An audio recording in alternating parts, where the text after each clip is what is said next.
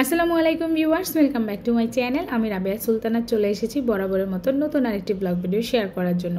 দৈনন্দিন জীবনে আমরা অনেক কিছুই করি, আসলে সব কিছু তো আর আপনাদের সাথে শেয়ার করা যায় না, তাই টুকটাক চিত্র যতটুকু তুলে ধরা যায় ততটুকুই ধরার চেষ্টা করি। তো সকালে মোবাইলটা হাতেই ছিল আর গেটের সামনে এসেছিলাম গাছগুলো দেখার জন্য। লবিতে কিছু গাছ ছিল, তখন এসে দেখে এই জায়গাটা একটু ময়লা আছে আর অগোছালো, তাই একটু গুছিয়ে নিয়েছি। এটা আমার মেইন গেটের পেছন সাইডটা। আমি এখানটাও সুন্দর করে ডেকোরেশন করে রেখেছি আমার নিজের মন মতো করে। নাস্তা টাস্তা সেরে আপনাদের সাথে আজকে একটা সুন্দর জিনিস দেখাবো। তো বসে পড়লাম মাটিতে, আর এই যে খাজানা বক্স খুলছি। দেখেন এই ফ্লাওয়ার ভাসটা কেমন। আমি এটা সিঙ্গাপুর থেকে আনিয়েছি। ছোটো ভাই গিয়েছিল সিঙ্গাপুর আর মালয়েশিয়া ট্যুর যেহেতু ওরা স্টুডেন্ট আর ওরা হাজব্যান্ড ওয়াইফ গিয়েছিল। তো আমি কি করেছি, বললাম যে আমার জন্য তুমি একটা ফ্লাওয়ার ভাস নিয়ে এসো। আর এটা ও সিঙ্গাপুর থেকে এনেছিল। সিঙ্গাপুরে আসলে সব জিনিসের প্রাইস খুব বেশি, তো সিঙ্গাপুর থেকে তেমন আর বিশেষ কিছু আনতে পারিনি। একটা পন্ডস স্নোয়ে নিয়েছিলাম আর হচ্ছে এই ফ্লাওয়ার ভাসটা। আর এখানে দেখতে পাচ্ছেন খুব সুন্দর ফুলের টব, এবং ফুলটা দেখেন প্লাস্টিক, মানে এটা হচ্ছে রাবার প্লাস্টিক, খুব সুন্দর কোয়ালিটি। স্টোনগুলো একদম অরিজিনাল, সেট করাই, মানে আদা না যেটা পড়ে যাবে। তো এরকম কয়েকটা ও সুন্দর সুন্দর জিনিস এনেছিল। কেকেভি, এটা হচ্ছে মালয়েশিয়ান প্রোডাক্ট, এগুলো মালয়েশিয়ার দোকান থেকে এনেছিল। এখানে হচ্ছে বাংলাদেশের মতোই আমাদের যে সুন্দর সুন্দর হোম ডেকোরের দোকানগুলো থাকে না, সেখানের মতোই ওখানে কেকেভি। তো ওখান থেকে মালয়েশিয়া থেকে এগুলো আমি আনিয়েছিলাম। ও বলেছে আপু তোমার যেটা পছন্দ তুমি নিতে পারো। তো আমি আমার পছন্দ অনুযায়ী আমি দুটো নিয়েছিলাম। আর এটা খুবই ইউনিক, খুবই ভালো লেগেছে। স্ট্যান্ডের মধ্যে খুব সুন্দর একটা মানে কাজ, খুবই অসাধারণ, ভালোই লেগেছে। আর মান কোয়ালিটি সবই কিন্তু খুবই ভালো। এখানে আছে কিছু শোপিস, আমি হচ্ছে শোপিসের পাগল, তো আনিয়েছিলাম কিছু। আর এই যে আমার পন্ডস ক্রিমটা, এটা আমি সিঙ্গাপুর থেকে আনিয়েছিলাম, গিয়েছে যেহেতু সেই হিসেবে আনিয়েছিলাম। এখানে আরেকটা বক্স খুলছি। এই যে এটা মালয়েশিয়া থেকে আনা, এটা একটা ছোট প্লেট। এই প্লেটটার মধ্যে স্ট্যান্ড করা, মানে এটাকে সাজিয়ে রাখা যায় স্ট্যান্ডের মধ্যে, এরকম একটা প্লেট। এটাও মালয়েশিয়ান, এটা নিয়েছিল 38 রিঙ্গিত। যাই হোক, ভালোই, খারাপ না, গিফটের জন্য খুব পারফেক্ট। আনিয়ে রেখেছি, যদি কারো সামনে কোনো অনুষ্ঠান থাকে, বার্থডে, ম্যারেজ ডে, তাহলে হয়তো দিতে পারবো। আর এখানে হচ্ছে মালয়েশিয়ান সেই টুইন টাওয়ারটা, এটা আমিও শখ করে আনিয়েছিলাম। ও আমাকে ভিডিও কল দিয়েছিল, আমি বলেছি এটা আমার চাই, এটা নিয়ে আসবা। তো পরে সে এটা আমার জন্য নিয়ে এসেছে। ও 3টা এনেছিল, একটা আম্মুর জন্য, আর একটা বাসার, আরেকটা হচ্ছে আমার। এটা 24 নিয়েছিল, খারাপ না, মোটামুটি ভালোই। তো এটা খুলে দেখাতে ভুলে গিয়েছিলাম, একটু খুলেই দেখাই জিনিসগুলো। এটা হচ্ছে এন্টিক, একটু কালারটা অন্যরকম, ভালোই লাগলো, খারাপ না। তবে এটার মধ্যে একটু পশু পাখি মানুষ এগুলোর সিন ছিল। আর দুটো গ্লাস ছিল এখানে, খুব সুন্দর। গ্লাসগুলোর মধ্যেও সুন্দর করে খোদাই খোদাই করে কাজ করা। আর এখানে হচ্ছে আল্লাহর একটা শোপিস, কাঠের উপরে পাথরের মধ্যে একদম খোদাই করে লেখা। এটা নিয়েছিল 20 রিঙ্গিত। আসলে এখানে যা এনেছি এই টোটাল প্রোডাক্টগুলো আনতে প্রায় আমার 8,000 টাকা চলে গিয়েছে। একটা হ্যান্ড ওয়াচ আছে নেহালের, সেটা দেখাতে পারলাম না, কাছে ছিল না। আর মেয়ের জন্য একটা পার্স আনিয়েছিলাম, কম না, মেলা টাকাই গিয়েছে। আসলে আমার অনেক শখ বাহিরের কিছু প্রোডাক্ট আমার ঘরে থাকবে, এক এক দেশের কিছু জিনিস আমার ঘরে সিম্বল থাকবে, এটাই হচ্ছে আমার শখ। যেমন আমি সৌদিতে গিয়েছিলাম, সৌদির উট, তারপরে হচ্ছে কাবা শরীফ, ক্লক টাওয়ার, এগুলো হচ্ছে আমার পছন্দের, এগুলো আমার ঘরে থাকতে হবে। আর ভাইয়া যেহেতু আমেরিকায় থাকে, তো আমেরিকারও স্ট্যাচু অফ লিবার্টি, তারপরে আমেরিকার কোনো সিম্বল, আমেরিকার প্রোডাক্ট, সেগুলো তো সবসময় আমার ঘরে থাকেই, সেগুলো বাদ দিলাম। আর এখানে হচ্ছে অনেকগুলো চকলেটস, জুস, ক্যান এনেছিল। আর এখানকার যে মালয়েশিয়ার সিস্টেম হচ্ছে একটা দোকানে অনেক ধরনের ভ্যারাইটিস চকলেট, এর মধ্যে হচ্ছে আপনি কেজি মনে হচ্ছে 6 রিঙ্গিত না 8 রিঙ্গিত, আপনি যতটুকু তুলতে পারেন, যত আইটেম তুলতে পারেন। তো ওরা অনেকগুলোই চকলেট তুলেছিল, নিয়েছিল। তো আহাদ মানে আমার ছোটো ভাই ফাহাদ, ও আমাকে এগুলো দিয়েছে। আমার বড় ভাইয়ের নাম আহাদ চলে আসছে, আহাদ ফাহাদ 2 ভাই। তো এই যে টোটাল আইটেমগুলো, চাবি রিং 2টো ও আমাকে দিয়েছে, তাও চাবি রিং 2টো 15 রিঙ্গিত করে। আর এই যে মেয়ের জন্য একটা সুন্দর ব্যাগ আনিয়েছিলাম, পার্স ব্যাগ। তো মেয়ের পার্স ব্যাগটা দেখাচ্ছি, খারাপ না, খুবই ভালো হয়েছে।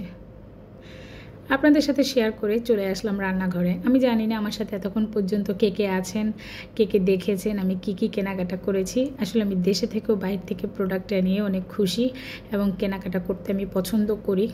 যাক না, আমার কিছু টাকা, শখের তোলা 80 টাকা, আমি টাকা খরচ করে হলেও কিছু প্রোডাক্ট আমার ঘরে আনতে চাই, এবং ইউনিক, যেন কেউ আসলে দেখলে মনে করে যে না, তার কাছে কিছু এক্সপেন্সিভ কিংবা খুব সুন্দর সুন্দর প্রোডাক্ট আছে, কিংবা তার পছন্দ তারিফ করা যায়, মূলত সেটাই।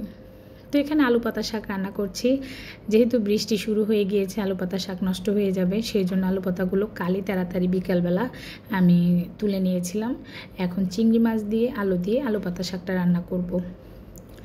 আমার আপু ভাইয়ারা কে কে আছেন আমার সাথে, আমাকে সাপোর্ট করছেন, আমার সাথেই থাকবেন, ফুল ওয়াচ করবেন, সুন্দর কমেন্টস করবেন, এবং একটা লাইক অবশ্যই দিবেন। আপনার একটা লাইক হয়তো আপনার কাছে আহামরি মনে হয় না, কিন্তু আপনার একটা লাইক আমার কাছে অনেক অমূল্য সম্পদ। এই সম্পদটা হচ্ছে আপনি একটা লাইক দিবেন, আরও 10 জনের কাছে পৌঁছে যাবে। তাই আপনার একটা লাইক আমার কাছে কিন্তু অনেক মূল্যবান। এখন আমি আলু কষাতে দিয়ে দিয়েছি। আলুটা আগে একটু কষিয়ে নেওয়ার পরে, একটু সেদ্ধ হয়ে আসলে পরে আমি উপর থেকে শাকগুলো দিয়ে দিব। আর আলু পাতা শাক কিন্তু এত শক্ত না, কিংবা এত মানে দেরি করে হয় না, খুব তাড়াতাড়ি হয়ে যায়। সেজন্য যখন আলুটা সেদ্ধ হয়ে আসবে, চিংড়ি মাছটা হয়ে যাবে, তখনই শাকটা দিয়ে নাড়াচাড়া করে দিলে এই 5 মিনিটের মধ্যেই হয়ে যাবে। তো আলু পাতা শাক কিন্তু আমার বাবা, আমার হাজব্যান্ডের, আমার খুব পছন্দ। রান্না করতে করতে তেল শেষ, তো তেলের জারটা খুলে নিচ্ছি। এটাও চেঞ্জ করব, অনেক দিন থেকে ভাবছি। তো যাব করে, এটা আরএফএল থেকে নেওয়া, একদম বাজে। কে জানতো যে এটা কেনার পরে তাড়াতাড়ি নষ্ট হয়ে যাবে। প্লাস্টিকটা একদম উইদাউট হিট ছাড়াই এটা বসে গিয়েছে। আজ আপনাদের সাথে আদিকালে একটা রেসিপি শেয়ার করছি। আমার দাদু খুব পছন্দ করতো, আমার বাবা যেহেতু 4ই সন্তান, আমার বাবারও খুব পছন্দ, আমারও খুব পছন্দ। তো মাসকলার ডাল, সেটা হচ্ছে মাসকলার ডালকে ধুয়ে নিয়ে আমি সেদ্ধ করতে দিয়ে দিয়েছি। আর ও পাশে এখন আমি কি করছি জানেন? চলেন দেখাই আপনাদের আমি কি করছি। মাসকলার ডাল তো প্রথমে আমি ধুয়ে নিয়েছি, তারপরে সেদ্ধ করেছি, এরপরে হচ্ছে চালনিতে ঢেলে পানিগুলো ছাড়িয়ে নিয়েছি। এখন আমি পাটায় পিষে এই যে তুলে নিচ্ছি, দেখতে পাচ্ছেন। তো আপনাদের সাথে একটু শেয়ার করছি, যদি কোনো অংশ খারাপ লেগে থাকে কিংবা আপনাদের কাছে মনে হয়নি যে এই জিনিসটা দেওয়া উচিত ছিল, তাহলে অবশ্যই ক্ষমা সৌন্দর্য দৃষ্টিতে দেখবেন। এই যে চলে আসলাম ক্যামেরার একদম সামনে, এটাই করছিলাম। আমার সেই মাসকলার ডালগুলো আমার ছোট্ট পাটার মধ্যে আমি টুকটুক করে বেটে নিচ্ছি। এভাবে বেটে নিয়ে আবার অতটুকু অংশ পরিষ্কার করে আরেকটু নিয়েছি। এরকম করে করে আমি সবগুলোই বেটে নিয়েছি। যদিও এটা আমি বলেছি আদি পদ্ধতিতে করব, একদম নর্মাল আমার দাদুরা যেভাবে করতো আমি সেভাবেই করে নিয়েছি। এখন কিন্তু মাসকলার ডাল গুঁড়া কিনতেই পাওয়া যায়, আপনারা জাস্ট রেডিমেড ভাজাটা গুঁড়া এনে জাস্ট বসিয়ে দিতে পারেন। কিন্তু সেগুলো আমার কাছে একটু ভালো ভালো মনে হয়, আর ওগুলোতে খাটনিও বেশি। আর এটা তো খাটনি কম নয়, আমি জাস্ট ধুয়ে নিয়ে সেদ্ধ করে পাটায় বেটে নিয়েছি। যদি বলবেন এখন ব্লেন্ডার নাই, আছে, একটা তো ধ্বংস করেছি, আর একটার অবস্থাও খারাপ। যাই হোক, হাতে বেটে নিচ্ছি একদম আদিকাল স্টাইলে। তুলে নিব প্লেটের মধ্যে, এরপরে চলে যাব কড়াইয়ের সামনে। আমার নতুন আপু ভাইয়েরা কী অবস্থা আপনারা বলেন তো? কে কে আছেন দেখছেন, কে কে প্রতিদিন আমাকে সাব করছেন? যদি সাব করে থাকেন ফুল ওয়াচ করে সাব করবেন এবং আমার সাথেই থাকবেন। আর 24 ঘন্টা পরে আমি না গেলে আবার একটু নক দিবেন কমিউনিটিতে এসে। তো আমার সিস্টেমটা হচ্ছে এই যে আমি 1 ডেক পানি দিয়ে দিলাম, তারপরে পেঁয়াজ দিয়ে দিব, এরপরে হলুদের গুঁড়া, মরিচের গুঁড়া, জিরার গুঁড়া, সামান্য লবণ, কাঁচামরিচ, সবগুলো উপকরণ দিয়ে দিচ্ছি, আদা রসুন পেস্ট দিয়ে ভালো মতো করে নাড়িয়ে চাড়িয়ে দিব। এরপর আমি যে বেটে রেখেছিলাম মাসকলাই ডালগুলো, সেই ডালগুলো এখন আমি এর মধ্যে দিয়ে দিব। আপনারা চাইলে পানি বলকের জন্য ওয়েট করতে পারেন, আমার আর তো সহ্য হচ্ছিল না, আমি বলক আসার আগেই মাসকলাই ডাল দিয়ে দিয়েছিলাম।